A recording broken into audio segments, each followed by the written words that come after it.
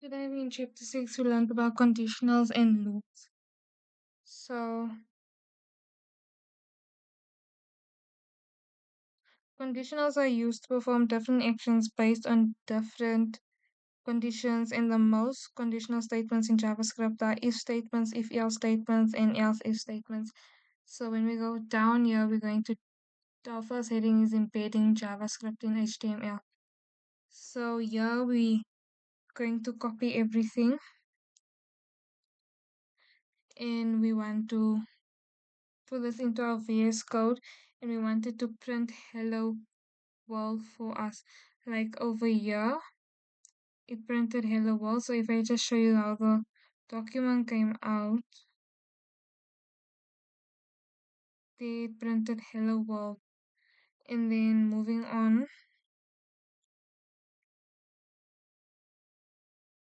we are going to conditional. So here we have a name Nicholas. In console.log, we want hello plus the name. And we're adding hello plus name. And we want to know if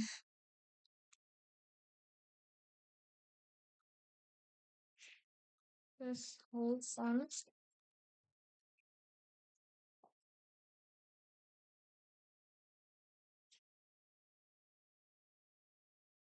We want to know if the name length is greater than 7. So when we put this into our console, it will tell us, wow, you have a very long name because it's greater than 7. I think that's how I understand it. And then going further down, we have if else statement. So what if else statement does is the purpose is to check if the condition is true. So yeah, the if statement is checking if the name is very long, and as you can see, it generated that your name is not very long. And then going down, we have chaining if else statement. So here we have lemon chicken. So if we read here, we're going to a Chinese restaurant and we want to order lemon chicken, beef or black bean, and sweet and sour pork.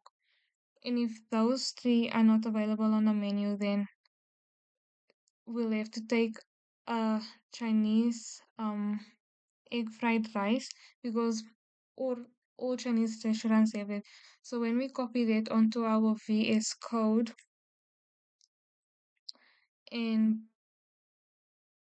paste it over here, like how I did, and if I change the lemon chicken to false and beef with black bean to true and sweet and sour pork with false. So if I change these two to false and beef with black beans true, our code will generate what we should have. So if you look at the example over here,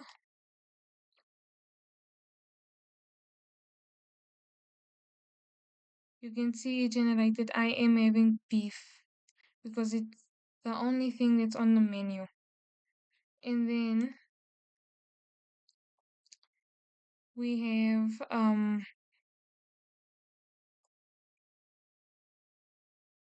loops.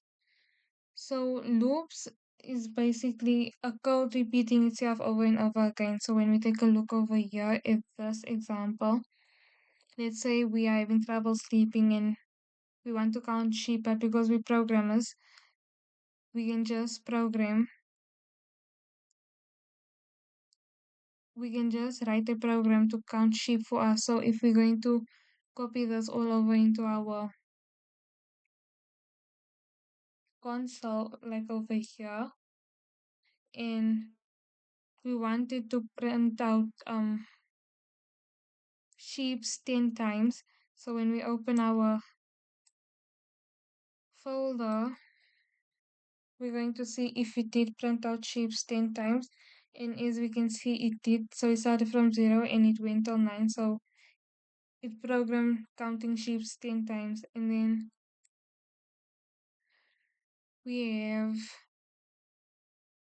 for an example, Another example we have is we want our code to say hello 3 times. So we're going to be using loops over here. So we want it to print out hello 3 times. So when we copy that code and paste it over here, where is it?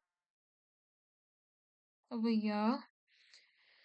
And we go into our folder and we press save and we go into our folder and we want to check if it did print out hello 3 times. And as we can see, it did print out hello 3 times. And then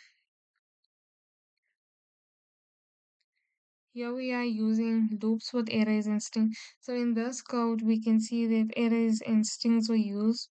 The arrays are the block brackets and the strings are the quotations and the commas. So here we want to know what kind of animals does zoo contain. So if I'm going to copy this code and put it into my console and paste it over there like how I did over here and press save and go open my folder to see what animals does the zoo contain, it will give it to us. And as you can see, the zoo contains a lion, flamingo, polar bear, and a boa constrictor.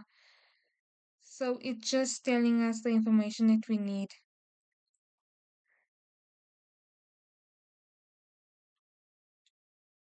And that is it for conditions and loops.